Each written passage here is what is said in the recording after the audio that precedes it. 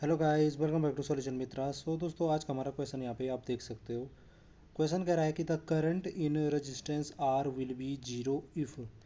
तो हमें कह रखा है कि जो ये सर्किट दिया गया है इसमें जो ये रेजिस्टेंस, अच्छा ये आर था, इसमें जो करंट होगी वो जीरो किस कंडीशन में होगी। और कंडीशन आपको ये ऑप्शन में दे रखी हैं इस प्रकार से A B C D, इसमें से कौन सी कंडीशन फुलफिल करती है कि जो हमारी रेजिस्टेंस आर है ये, इसमें करंट क्या हो, जीरो हो। तो अगर आप सर्किट को एनालाइज करोगे तो इसमें क्या है, हमारा यहाँ पर लग रखी है एक बैटरी E1, और यहाँ लग रखा उसका इंटरनल रेजिस्टेंस है R1, वो उसके ऐसे सीरीज में लगा दिए। ऐसे E2 EMF की बैटरी R2 इंटरनल रेजिस्टेंस के साथ में दे रखी है, जो एक दूसरे के क्या है, पैरेलल है, और एक एक्सटर्नल रेजिस्टेंस R लगा हुआ है। तो हमें इसी R में वो कंडीशन फाइंड करनी है जबकि इसमें बहने वाली करंट क्या होगी, जीरो होगी। सपोज इसमें I करंट जा रही है तो I बराबर जीरो कब होगा, ये हमें देखना है। आई होप आप समझे होंगे। तो अब आगे देखते हैं कैसे हम इसको करेंगे। तो ठीक है, इसको इधर कर देते हैं, स्पेस बच जाएगा। अब देखो हमारा डायग्राम आपको दिख रहा होगा। तो इसमें देखो, इस डायग्राम में आपको क्या दिख रहा है, इस डायग्राम में आपको दिख रहा है कि क्लोज लूप दिख रहा है। देखो, एक क्लोज लूप हमारा ये हो गया, एक क्लोज लूप हमारा कौन सा हो गया, ये बड़ा वाला हो गया। तो मैं पहले क्या करता हूँ, मैं पहले इनका नेम नेम देना शुरू कर दूँ। वैसे तो देने की ज़रूरत है नहीं, आप समझ ही गए होंगे, पर फिर भी लिख देता हूँ। ये पॉइंट के नाम देना शुरू करने हैं मुझे, तो लो, A B C D E F G H। ठीक है।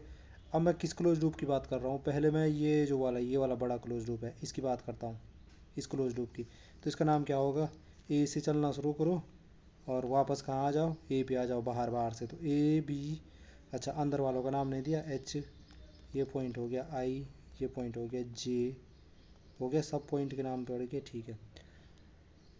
तो अब मैं क्लोज लूप, किस क्लोज लूप की बात कर रहा हूँ, ए से चलना शुरू करो और बाहर बाहर से होते हुए ए पे आओ। तो A B C D E F G H ए, ये वाला ए से चलना शुरू किया, बाहर बाहर से वापस ए पे आ गया। ये एक क्लोज लूप हो गया, ए से चला वापस ए पे आ गया। तो इस क्लोज लूप में आप क्या लगाओ, किरचॉफ लॉ लगाओ। किरचॉफ लॉ लगाने के लिए इस क्लोज लूप में हमें एक करंट देखनी पड़ेगी। तो बेसिकली हम क्या कर देते हैं, हम कहते हैं कि इसमें करंट की कोई भी आप आर्बिट्री डायरेक्शन दे सकते हैं। इसमें हम कहते हैं I1 करंट है, इस वाली ब्रांच में जो ये है, इसके पैरेलल में जो है इसमें हमने कह दिया कि I2 करंट है।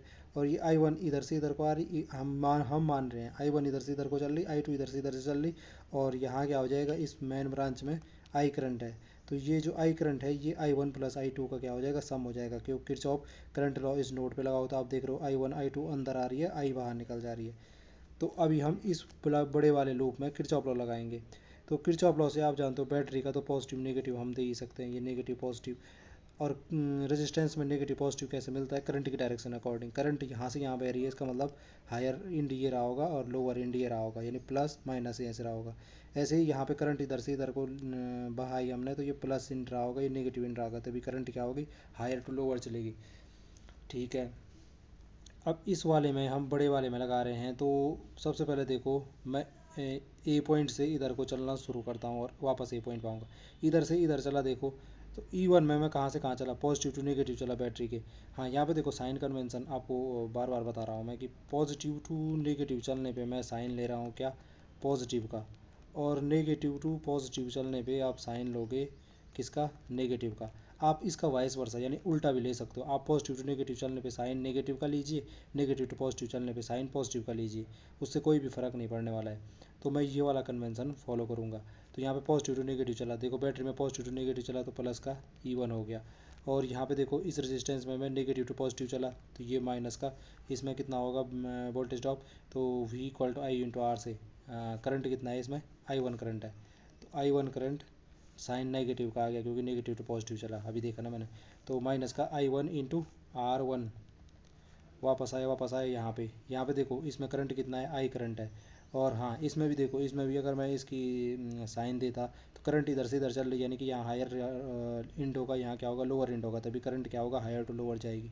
अब देखो मैं तो यहाँ से यहाँ को चल रहा हूँ, तो मैं नेगेटिव टू पॉजिटिव चला इसमें भी, ये आर ओम का रेजिस्टेंस है। तो कितना हो जाएगा ये, और करंट कितनी है इसमें, इस वाली ब्रांच में आई है, तो ये हो जाएगा माइनस का आई आर बराबर 0। एक यहाँ से मिल गई मुझे इक्वेशन। और एक कहाँ से मिल सकती है, एक ये जो नीचे वाला है इस वाले में, इस वाले क्लोज लूप में देखो, ये ए से चलना शुरू करो, इस क्लोज लूप का नाम है, ए से चलना शुरू किया आई पे गया, आई से वापस जे पे गया, जे से डी पे गया, फिर ई एफ जी एच और वापस ए पे, ए ये होते हुए वापस ए पे, क्लोज लूप हो गया। इस क्लोज लूप में भी आप किरचॉफ लॉ लगाओ। तो इस क्लोज लूप में भी ए से चलो वापस ए पे आओ, ए से चला इधर से इधर को चला, देखो मैं बैटरी में नेगेटिव टू पॉजिटिव चला तो साइन आया नेगेटिव का, और ईएमएफ है इसका ई2। यहाँ नेगेटिव टू पॉजिटिव चला तो साइन आएगा नेगेटिव का, और करंट कितना है आई2 इंटू R2 हो जाएगा, आई2 इंटू R2 हो जाएगा। फिर इधर से इधर, इधर से इधर से, इसमें देखो नेगेटिव टू पॉजिटिव चला तो फिर साइन आएगा माइनस का, और इसमें करंट कितना आई है तो आई इंटू आर बराबर 0। अब क्या करते हैं, जो ये वाली इक्वेशन है इससे भी मैं i1 की वैल्यू निकाल सकता हूँ, और इससे मैं क्या निकाल सकता हूँ, i2 की वैल्यू निकालता हूँ। तो पहले मैं इस वाली से i1 की वैल्यू निकालता हूँ। तो i1 की वैल्यू क्या हो जाती है, अगर मैं इसको इधर उधर ले जाता और i1 की वैल्यू निकालता, तो ये आई आर इधर चला जाता, पॉजिटिव का हो जाता, ये ई भी इधर जाता, ये नेगेटिव का हो जाता, और ये फाइनली पता क्या आएगा, मैं सीधे लिख देता हूँ। इसको आप आसानी से इधर उधर ही तो ले जाना, आप ले जा सकते हो। ये आई आर तो पॉजिटिव का रहेगा, आई आर तो पॉजिटिव का रहेगा, और ये ई इधर जाएगा तो ये नेगेटिव का होगा, ये E1 नेगेटिव का हुआ होगा, और इधर बचा होगा माइनस का I1 R1, और माइनस का जो साइन होगा, चलो मैं एक को पूरा करके देखता हूँ दूसरे वाले में, तब सीधे करूँगा। ये I1 R1 था, ये साइन माइनस का था, देखो ये मैंने इस तरफ भेजे, आई आर हो गया, और ये हो गया माइनस का E1। अब देखो ये माइनस साइन हटाता हूँ यहाँ से मैं, तो ये हो जाएगा I1 R1 बराबर क्या हो जाएगा, E1 पॉजिटिव का हो जाएगा, ये हो जाएगा माइनस का आई आर।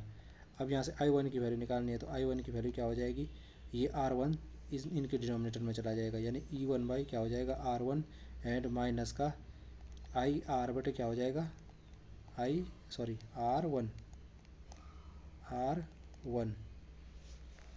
ऐसे जो ये वाली इक्वेशन है, इससे इससे आप I2 की वैल्यू निकाल सकते हो। सेम ऐसे ही लॉजिक लगा के I2 की वैल्यू क्या निकलेगी, I2 की वैल्यू निकलेगी आपकी, I2 भी मैं नेगेटिव में है तो मैं इसको इधर ले गया, ठीक है। ये निकलेगी आपकी E2 बाई माइनस का E2 by R2, and minus का आई आर बाई R2, ठीक है, आई आर बाई R2, ठीक है यही है।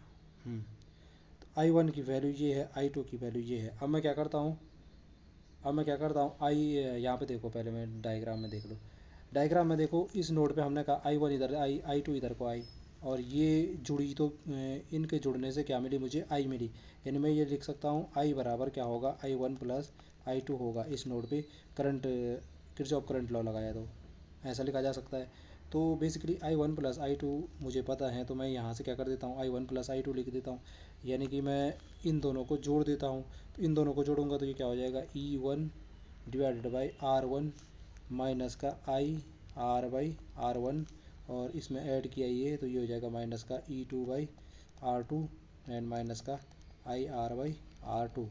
अब यहाँ देखो मुझे क्या कर रखी थी कंडीशन की, ये आई 0 होनी चाहिए, जो ये करंट है इस रेजिस्टेंस में क्या हो, ऐसी कंडीशन बतानी थी कि जब इस रेजिस्टेंस में क्या हो, करंट 0 हो।